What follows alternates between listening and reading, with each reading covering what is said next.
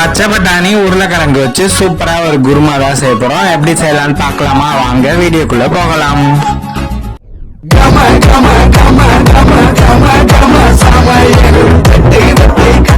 குருமா செய்யறதுக்கு முதல்ல ஒரு குக்கர்ல 8 மணி நேரம் ஊற வச்ச பச்சை பட்டாணி 1 கப், ஒரு உருளைக்கிழங்கு கழுவிட்டு கட் பண்ணி சேர்த்துக்கோங்க. தேவையான அளவு உப்பு சேர்த்து தண்ணி ஊற்றி மூடி போட்டு ஒரு விசில போட்டு 4 விசில் விட்டு எடுத்துக்கோங்க. விசில் ஆறுனதுக்கு அப்புறம் ஓபன் பண்ணி பார்க்கலாம்.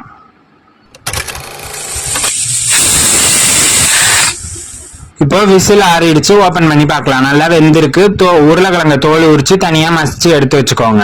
ஒரு கடாயை வச்சுட்டு 2 டேபிள் ஸ்பூன் அளவுக்கு ஆயில் ஆட் பண்ணிக்கோங்க. 1 டேபிள் ஸ்பூன் அளவுக்கு சோம்பு, ஒரு சின்ன துண்டு பட்டையை சேர்த்து தாளிச்சுக்கோங்க. 2 கொத்து கருவேப்பிலை கிள்ளி சேர்த்துக்கோங்க, அப்பதான் வாசமா இருக்கும். 2 மீடியம் சைஸ் ஆனியனை நீல வாக்குல நறுக்கி வச்சிருக்கேன், அதையும் சேர்த்துக்கோங்க. கொஞ்சமா உப்பு சேர்த்துக்கோங்க, வேக வச்சதுல உப்பு இருக்கும். 1 டேபிள் ஸ்பூன் அளவுக்கு இஞ்சி பூண்டு விழுதையும் சேர்த்து நல்லா வதக்கிக்கோங்க. 2 மீடியம் சைஸ் தக்காளியை பொடிசா நறுக்கி வச்சிருக்கேன், அதையும் சேர்த்து நல்லா வதக்கி எடுத்துக்கோங்க. வீட்டில் அரைச்ச குழம்பு மிளகாய் தூள் 1 டேபிள் ஸ்பூன் அளவுக்கு ஆட் பண்ணி நல்லா வதக்கிக்கோங்க. வேக வச்ச பச்சை பட்டாணியை ஆட் பண்ணிக்கோங்க. உருளைக்கிழங்கு மசிச்சதையும் இது கூட சேர்த்து மிக்ஸ் பண்ணி மூடி போட்டு ஒரு 10 நிமிஷம் கொதிக்க விடுங்க.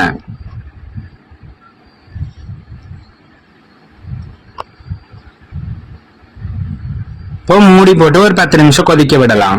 தேங்காய் பேஸ்ட்டுக்கு அரை மூடி தேங்காய், 1 டேபிள் ஸ்பூன் அளவுக்கு சோம்பு, 1 டேபிள் ஸ்பூன் அளவுக்கு பொட்டுக்கடலை சேர்த்து தண்ணி ஊற்றி பேஸ்ட் அரைச்சி எடுத்துக்கோங்க. சோம்பு காட்டில் மறந்துட்டேன்.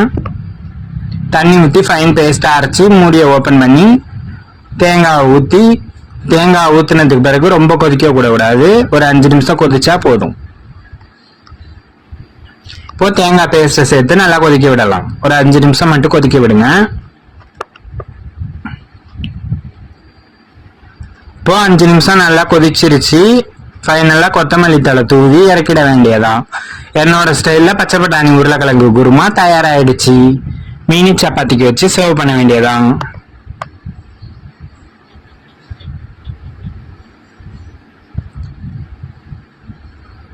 இப்போ மினி சப்பாத்திக்கு வச்சு சர்வ் பண்ணிக்கலாம்.